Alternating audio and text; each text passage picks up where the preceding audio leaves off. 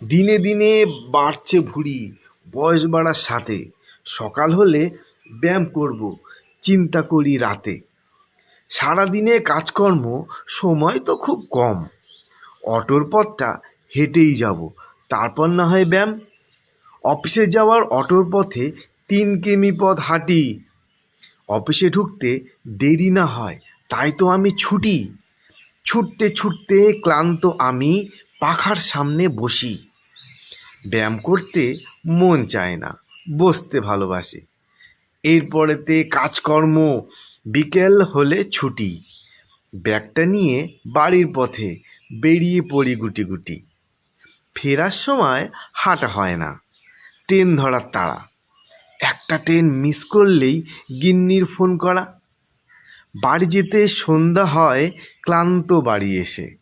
ছেলের সঙ্গে পড়াশুনো 2 ঘন্টা বসে। রাতের খাওয়া খেয়ে নিয়ে এক ঘুমেতে সকাল। ব্যায়ামটা আমার হয় না করা, শুরু করব কাল।